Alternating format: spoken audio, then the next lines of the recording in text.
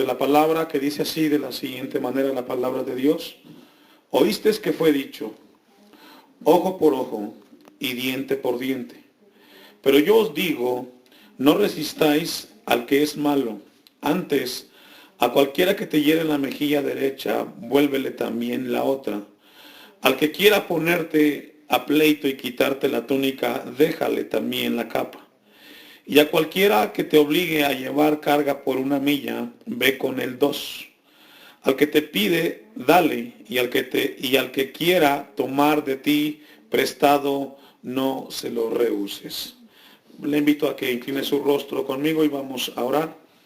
Amantísimo Dios y Padre que estás en los cielos, gracias. En esta tarde te damos por permitirnos reunirnos en tu casa.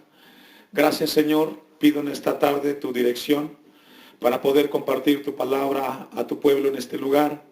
Te pido que sea tu Espíritu Santo el que redarguya y traiga convicción a los corazones.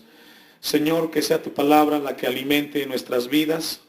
Señor, en ti nos abandonamos para recibir tu palabra. Todo esto, Señor, en Cristo Jesús. Amén y amén. Puede sentarse.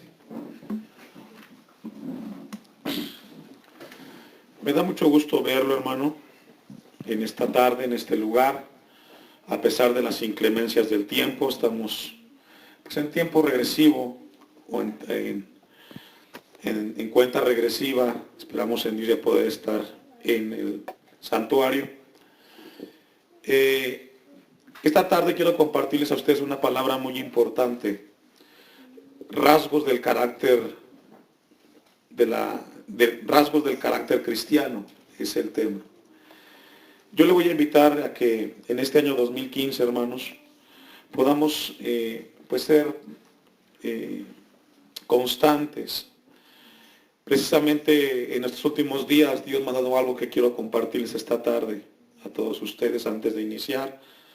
El tema es rasgos del carácter cristiano. En las últimas predicaciones que abordamos antes de los cultos de acción de gracias y de fin de año, Dios nos vino hablando en temas acerca de nuestro carácter como cristianos. No sé si ustedes lo han logrado ver así. Dios nos ha venido hablando acerca del carácter, de cómo debemos de ser en Cristo Jesús. Este año 2015 es un año muy especial. ¿Por qué especial? Porque el año 2014 fue un año en el cual Dios nos dio palabra, mucha palabra, en diferentes áreas, con el propósito de que Dios fuera llevando la iglesia hacia la madurez. Yo le he orado a Dios que esta iglesia sea una iglesia madura, que crezcamos. Y el año pasado fue un año muy especial, muy rico en cuanto a palabra.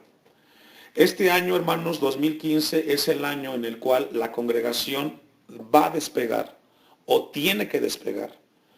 De otra manera, si la congregación no despega o no logra crecer, va a pasarnos lo que al maíz. ¿Cuántos de ustedes tienen el conocimiento de que cuando el sembrador va a sembrar y deposita la semilla en la tierra, después de un tiempo que la semilla recibe el calor, recibe la sombra, recibe la luz del día y recibe agua, el maíz comienza a crecer a un tamaño más o menos así? Pero luego el sembrador viene y le deposita a ese maíz algo que se le llama fertilizante. Fertilizante, ¿sí lo conoce? Ok. ¿Qué sucede cuando el sembrador se le pasa la mano de fertilizante en el maíz? Crece mucho, pero casi regularmente lo quema. ¿Por qué? Porque es un exceso de fertilizante para esa planta. Bueno, nosotros como iglesia estamos en esa área. Mucha palabra, mucho conocimiento de Dios, si no se llega a llevar a un cauce, va a producir en las personas religiosidad. Es decir, si tú tienes tanta palabra de Dios y en tu vida esa palabra no está funcionando, no trabaja, va a llegar el momento que vas a decir, ¿por qué voy al templo? No le encuentro sentido al culto. Porque entonces vas a ver esto como una rutina. Vas a verlo pesado. Vas a verlo como una carga o como algo que tienes que hacer para complacer a alguien. Y eso se llama religiosidad, porque entonces ya vienes por costumbre y no vienes por amor. Entonces es mi deber a ustedes decirles esto. Si la palabra que Dios nos da, si esa palabra que Dios nos está dando es para que nosotros crezcamos, tenemos que llevarlo a la práctica. Recordemos que la palabra de Dios es viva y ¿qué más? Y eficaz. Es decir, ¿por qué es viva? Porque cuando aquel que la recibe, la pone en práctica, comienza a funcionar en su vida y a mostrar de que la obra de Dios está trabajando en su corazón. Si usted no tiene conciencia de eso, mi hermano, déjenme advertirle, se va a convertir en un religioso. Y va a llegar el momento que va a sentir tedioso, cansado y aburrido un culto de reunión. No porque Dios no haga la obra, sino porque en tu corazón te llenaste de conocimiento, de conocimiento, de conocimiento, y ahí está albergado en un depósito que no tiene funcionamiento. Entonces es muy importante, lo que Dios nos habla es palabra viva, pero ¿cómo se convierte en vida? Cuando nosotros, la iglesia del Señor, la recibimos y decimos, Señor, eso es para mí, y lo voy a poner en práctica. Mañana cuando trabaje, mañana cuando esté en mi hogar, donde quiera que tú estés, la palabra de Dios va a ayudarte. Y lo que Dios está haciendo en Mateo 5 es enseñándonos cómo debemos nosotros en carácter conducirnos. Vamos a ver esta tarde rasgos del carácter cristiano, que tiene que ver con el tema de la venganza. Encontramos en un pasaje muy importante, después de que Dios nos habla del tema de los juramentos, del divorcio, del adulterio, de la ira y de la ley, que tiene que ver con el carácter. Recordemos que el carácter nos habla de lo que somos. El carácter determina quién eres y cómo te conduces. Si tú tienes temple en tu carácter, tú tienes temple en cualquier circunstancia de la vida. Eres el mismo en cualquier lugar. Y es lo que Dios quiere llevarnos, a que crezcamos. Entonces, hermanos, en este año yo le invito a que sea consciente de eso. Y cuando llegue el tiempo en la noche de orar, ore a Dios. Y dígale, Señor, ya tengo 4 o 5 años en la congregación. Conozco tanto de ti. Pero a veces siento como que no encuentro nada ahí. ¿Por qué? ¿Qué necesito hacer? Y Dios te va a hablar. Yo le invito a que lo haga. Este tema, los rasgos del carácter cristiano, tiene que ver en una parte, en una área de la vida del cristiano. Me encontraba un dato, la Asociación Americana de Psicología menciona que todos los seres humanos tenemos derechos en nuestra vida. Hoy en México nosotros tenemos una institución que tiene que ver con los derechos humanos. Y el ser humano casi por naturaleza, es la palabra, casi siempre nosotros respondemos cuando alguien intenta agredirnos. Y hoy se promulga o se promueve mucho el que tú tienes derechos. Y que ese derecho te da a ti la facultad para no permitir que nadie venga y te diga o te haga algo. Y todos decimos, tenemos derechos. Tengo el derecho para vivir como ser humano. En la actualidad existen cualquier cantidad de movimientos a favor de los derechos humanos. Y estamos muy conscientes de que tenemos el derecho de que nadie nos agreda. Y eso está bien. Pero Dios quiere enseñarnos un balance. El hombre, por lo regular, cuando alguien lo agrede de manera natural, responde. Si alguien le grita en la casa, el esposo a la esposa, casi regularmente la esposa contesta en el mismo tono que recibió la palabra o la indicación. El Código de Hammurabi es el primer conjunto de leyes de la historia y fue creado en el año 1760. Este código es un conjunto de leyes que recibió del dios Marduk para fomentar el bienestar entre las gentes. Es el primer código de leyes y en ese código de Hammurabi se aplica la palabra o la frase que acabamos de leer en el versículo 38. Ojo por ojo y diente por diente, que se le conoce en el código de Hammurabi como la ley del talión. De ahí surge. Entonces, el código de Hammurabi Es el primer conjunto de leyes que se establecen en la historia de la humanidad para corregir y defender al mismo ser humano. Entonces, me encontraba que en el Código de Hammurabi, en uno de sus párrafos, decía que si un hijo agredía a su padre o levantaba la mano a su padre, el padre tenía la autorización por el Código de Hammurabi de cortarle la mano al hijo. Y ahí se aplicaba la ley del talión, ojo por ojo y diente por diente. Pero Dios quiere enseñarnos a través de la palabra de Dios cómo debemos de ser nosotros. La sociedad es una sociedad la cual se desenvuelve y se conduce dentro del derecho. Pero también se ha llegado a los extremos.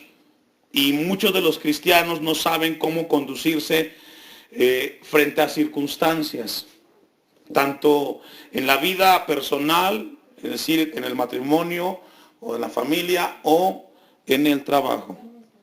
Levítico capítulo 24, 20, que es la cita que el Evangelio de Mateo registra en Mateo 5:38, donde dice, oístes que fue dicho. Bueno, ese oístes está en el Antiguo Testamento y siempre va a ser importante, hermanos, el poder nosotros considerar que todo lo que encontramos en el Nuevo Testamento fue dicho en el Antiguo Testamento y cumplido en Cristo Jesús.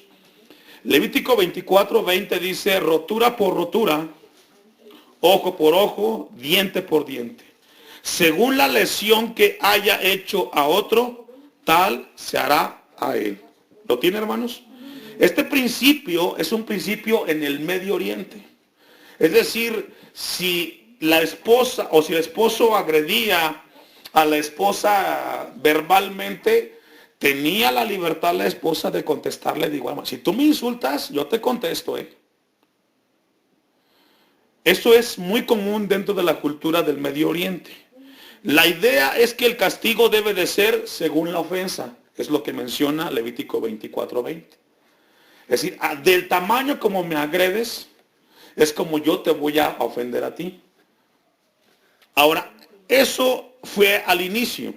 Pero vamos a ver que Jesucristo interpreta este principio que está en Mateo 5:38 en adelante y habla de un nivel más alto acerca de cómo debe de tratarse cuando alguien te agrede.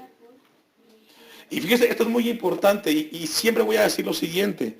Me va a gustar como pastor que siempre haya más gente aquí para que aprenda cómo debe de conducirse cuando se enfrenta a ciertas eventualidades en la vida cotidiana. Porque no es responder porque tú tienes la sangre caliente, no. Si somos hijos de Dios, tenemos que contestar en las circunstancias como hijos de Dios. Alguien decía, es que yo soy de Tabasco y soy de sangre caliente y se me enciende cuando alguien me dice. Sí, pero si tú eres cristiano, tú has nacido de Cristo y ahora la sangre de Cristo es la que te cubre y la que te guía para caminar con un carácter cristiano. Hace un tiempo yo les decía, se vale enojarse, pero dejar de ser cristianos, nunca. Te puedes molestar, te puedes disgustar, puedes sentir ira, enojo, pero de ahí a que llegues al punto de dejar de ser y de comportarte como que no eres cristiano, entonces hay un problema de carácter. O quizás no has nacido de nuevo. ¿Amén? La intención de la ley que encontramos en Levítico 24:20 es evitar un castigo excesivo. ¿Es evitar qué, hermanos? Bueno, Jesús en el versículo 38 de Mateo 5 habla acerca del tema de acuerdo a las ofensas, el castigo será la ofensa. Pero luego Jesucristo menciona 5 ejemplos. Vamos a verlos. O sea, primero viene la enseñanza y luego viene la vida práctica, que son 5 ejemplos que están del 39 al 42 de Mateo 5. Santiago 4:7.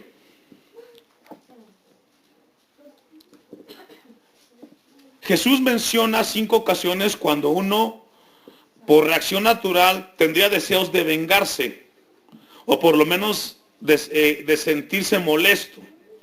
menciona el golpe en la mejilla, habla de un pleito por la túnica, habla de una demanda de servicio por parte de un soldado romano y una petición de limosna y solicitud de un préstamo. Es lo que habla del 39 al 42. Jesús está más bien nos está dando un criterio, un principio de cómo debemos conducirnos. Santiago dijo lo siguiente: someteos pues a Dios, resistir al diablo. ¿Y qué pasará, hermanos? Es decir, cuando alguien venga y te agrede, tú debes de estar caminando sujeto ¿a quién? A Dios. ¿Sí? Airaos, pero no pequéis.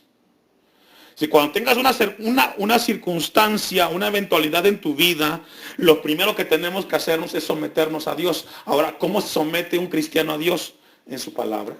Lo que la palabra te dice que tienes que hacer, eso debes de hacer, porque esa es lámpara a tus pies y lumbrera en tu camino. A veces la gente dice: es que usted no sabe lo que me hizo, pastor.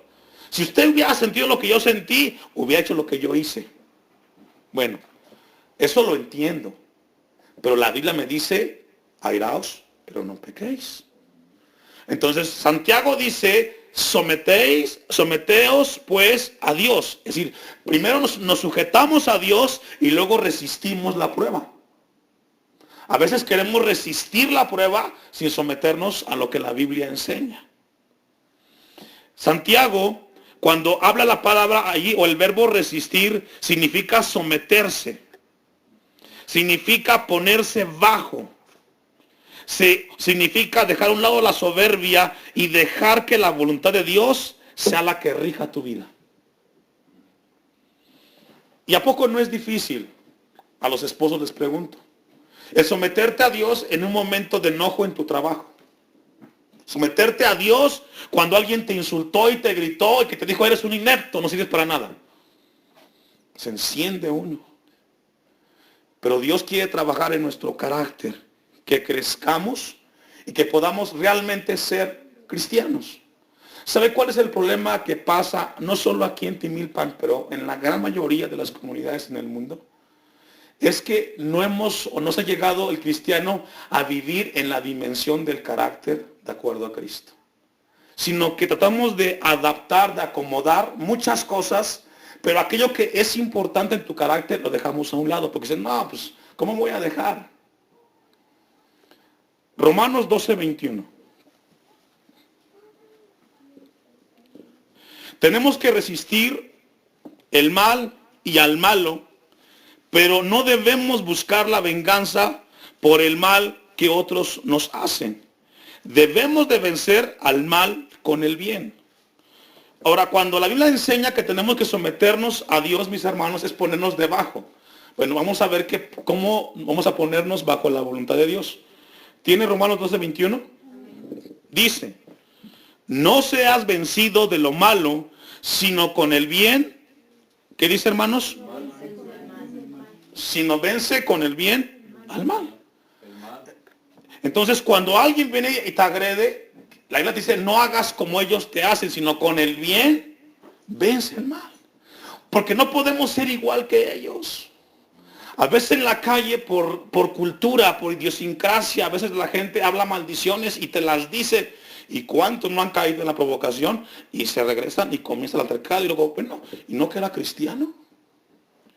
Nunca vas a vencer el mal con el mal. Tiene que ser el bien. ¿Y sabe que eso cuesta, hermanos? Yo sé que eso cuesta. Pero ahí se cumple lo que Jesús dijo: el que no me sigue y se niega a sí mismo y toma su cruz todos los días, no puede ser digno de mí. Porque eso cuesta. Yo sé que cuesta. A mí me pasa. Pero si yo soy un hijo de Dios, debo demostrar ese carácter de Cristo en mí. Y debo de aplicarlo en mi vida personal. Juan 18:22 y 23. Jesús nos enseña cómo Él enfrentó en su momento ese tipo de situaciones. Somos vencidos de lo malo, hermanos, cuando dejamos que lo malo nos conduzca a ocuparnos en lo mismo. Pero cuando vencemos el mal con el bien, nos salvamos a nosotros mismos de hacer mal, y a veces se salva también el malhechor. ¿Cuántos de aquí, vaya buscando Juan 18:23, han tenido la experiencia desagradable, porque es desagradable, que alguien viene y te pega? O vas caminando en la calle y de repente alguien no sé, te pega con el hombro y a veces hasta vas a caer. ¿Qué siente uno? Siente feo, ¿verdad? Con ganas de regresarte y decirle, oye, fíjate lo que estás haciendo. Pero fíjese cuánta gente ha caído o se ha enganchado, perdón por la palabra, y cuánta gente no se ha muerto en esos enganchos. Porque piensas que vas a vencer con el mismo golpe al otro que te agredió. Hay una frase que siempre decía el hermano Moisés cuando estaba con nosotros. Si no tienes nada que hacer en la calle, no salgas. No busques problemas donde no los hay. Y eso es sabio. Cuando alguien iba en la calle, él iba conmigo y de repente alguien se atravesaba enfrente de mí, se me metía o algo, me decía, no le hagas caso, tú sigue manejando igual. Pero cuántas personas cuando van en la calle, alguien se les mete, comienza a silbarle y se le mete enfrente y comienza la pelea hasta que llegan y se bajan del auto y ahora sí vamos a arreglarnos como hombres. ¿Y se hace eso como hombres, hermano? No. Eso es absurdo. Entonces, como cristianos no podemos ser como ellos. Debe de haber un cambio. Y es aquí donde la Biblia habla rasgos del carácter cristiano. Si tú eres, compórtate como lo que eres. Dice Juan 18:22 y 23. Jesús le respondió, si he hablado mal, testifica en qué está el mal. Y si bien, ¿por qué? ¿Me qué? Lo estaban bofeteando a Jesucristo. Pero no dijo, me la vas a pagar. Ahorita que me suelte, vas a ver. No. Él estaba diciendo, si he hecho mal, dime en dónde está el mal. Y si he hecho bien, ¿por qué me golpeas? No estaba buscando Jesús él vengarse. Dice el 24, Anás entonces le envió atado a Caifás, el sumo sacerdote. ¿Qué nos lleva aquí, hermanos? Bueno, concluimos que debemos de entender que siempre las exageraciones van a buscar el que nos descompongamos como seres humanos. Yo le hablaba al inicio acerca, hermanos, de que todos tenemos derecho. Si aquel se me mete enfrente, yo también tengo el derecho de hacerle lo mismo. Si voy en la calle, y pongo ejemplos, y voy manejando de noche y alguien me pone las altas, también le aviento las altas, para que vea lo que se siente. Ahora, eso es caer en la provocación del otro. No sé si me logran entender, hermanos. Lo que Dios quiere mostrarnos es que el carácter de nosotros como hijos de Dios no es ser como ellos. Y remangarnos las mangas para querer defender lo que es de Dios. Porque de él es la venganza. Éxodo 22:26. Según la ley judaica, uno podía demandar en pleito la túnica de otro, que era su ropa, pero nunca su manto, pues el manto se necesitaba para abrigo cuando hacía frío. Vamos a leer un pasaje, hermanos, donde la Biblia enseñaba hasta dónde podía llegar el límite cuando alguien te pedía o te agredía. Dice Éxodo 22:26. Si tomares en prenda el vestido de tu prójimo a la puesta del sol, ¿qué pasará, hermanos? Ahora, eso habla de honestidad. Eso habla de carácter. Si tomas, lo regresas. Si pides prestado, lo devuelves. No porque el otro te lo pidió, sino porque tu carácter tiene que ver con la honestidad y con tu palabra. ¿Sabe que si hoy hubiera gente de palabra, no existiría tantas cosas como vales, fírmame aquí, fírmame allá? ¿Por qué tiene que firmar uno, hermanos? Porque la palabra no tiene valor. ¿Se recuerda usted anteriormente? Yo me acuerdo de mis abuelitos. Tu palabra era ley. Lo pido, lo pago. ¿Cómo? No sé, pero lo pago. Entonces, el texto dice, si tomares en prenda el vestido de tu prójimo, a la puesta del sol, se lo devolverás. 27. Porque solo es su cubierta, es su vestido para cubrir su cuerpo. ¿En qué dormirá? Y cuando él clamare a mí, dice Dios, ¿qué va a pasar? Yo lo oiré. Es decir, Dios sabe cuando tú pides algo y no lo regresas, y aquel que te lo prestó y que era lo único que tenía, él va a orar a Dios: Señor, fíjate que me quedé sin nada. Vino aquel y me lo pidió y se quedó con él. Dios dice: yo lo oiré. Y luego no digas por qué te pasa lo que te pasó, sino más bien corrige aquello que hiciste mal. Y cuando él clamare a mí, yo le oiré. Porque soy, ¿qué, hermanos? Misericordioso. Eso es lo que es Dios. Si Dios es un Dios de misericordia, ¿por qué nosotros vamos a ser distintos a Él? No es que Él es Dios. Bueno, si somos cristianos, somos pequeños Cristos. Adoptamos lo de Cristo en nosotros, no adaptarlo. Este año es crucial en la vida de la iglesia cristiana Hashem en Timilpa. O despegamos, o nos estancamos y somos una más del montón que hoy existen. Un montón de religiosos que cantan, que leen, pero que no viven lo que ahí se enseña. Este año es crucial, mi hermano, y perdón, pero yo lo siento decirlo con libertad y con honestidad. O despegamos o nos quedamos. Y yo oro a Dios que despeguemos, que crezcamos, que realmente lo que Dios nos enseña lo vivamos. Porque si no, entonces nos rezagamos. Eso es lo que le ha pasado a la iglesia hoy contemporánea.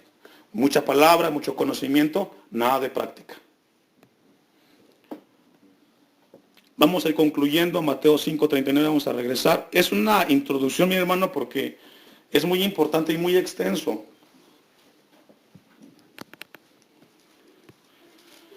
Dice el 38, oíste que fue dicho. Ya vimos citas, vimos Éxodo 22, vimos Levítico, ojo por ojo y diente por diente. Pero luego viene la parte importante, que es lo que Jesús quiere enseñar a nosotros. Dice Mateo 5:39, pero yo os digo. Y esto nos habla de autoridad. Ahora viene una pregunta: ¿Jesús tenía autoridad, hermanos? Claro, es el Hijo de Dios. Él tenía la autoridad para decir, bueno, voy a enseñarle realmente cuál es la aplicación de la palabra. Pero tiene que ver con el carácter. No resistáis al que es malo. Hasta ahí vamos a quedarnos. ¿Qué significa no resistáis al que es malo?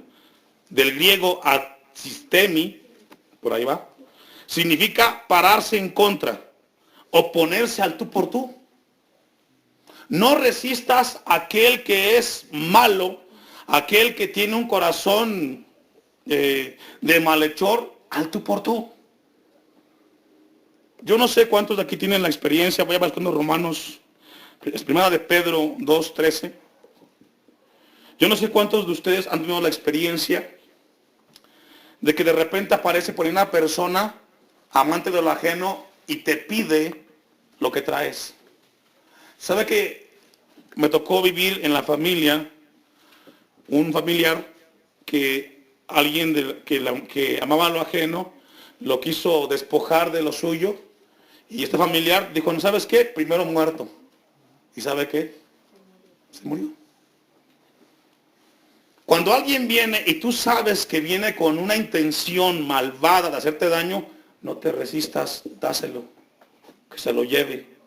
Es mejor tu vida, tu familia, que ponerte al tú por tú con alguien que no tiene temor de Dios. Y yo he conocido de cristianos que han pasado por la experiencia de resistir al malo, al malvado, al malhechor, porque hay gente así, y han sido muy perjudicados. Entonces Jesús te dice, no resistáis al que es malo. Ahora, no solamente hablo de ejemplos de la calle. Puede ser tu suegra, tu suegro, tu vecino, tu jefe, qué sé yo. No te pongas a pelear con él. Nunca vas a ganarle. No te rebajes al nivel de él. Si tú eres cristiano, pues velo como alguien que no conoce a Cristo. Y tú que lo conoces, no te bajes al nivel de él. No sé si me logro explicar. Primera de Pedro 2:13. Por causa del Señor, someteos a toda institución humana. Esa es la voluntad de Dios, someternos. Siempre y cuando no se agravien los principios de Dios. Porque, por ejemplo, ya el aborto ya transgrede las cosas de Dios. El matrimonio del mismo sexo. Pero cuanto no agreda, entonces la Biblia dice, por causa del Señor, someteos a toda institución humana, ya sea el rey como a superior, ya a los gobernadores, como por él enviados, por castigo de los malhechores y alabanza de los que hacen bien. Hay gente que dice, no, él para mí no es nadie, y ni lo saluda. No, tú como cristiano saluda al pobre y a aquel que está en eminencia, todos son iguales. La Biblia dice en el versículo 15, porque esta es la voluntad de Dios. Ahora, ¿cuál es la voluntad de Dios, mis hermanos? El versículo anterior.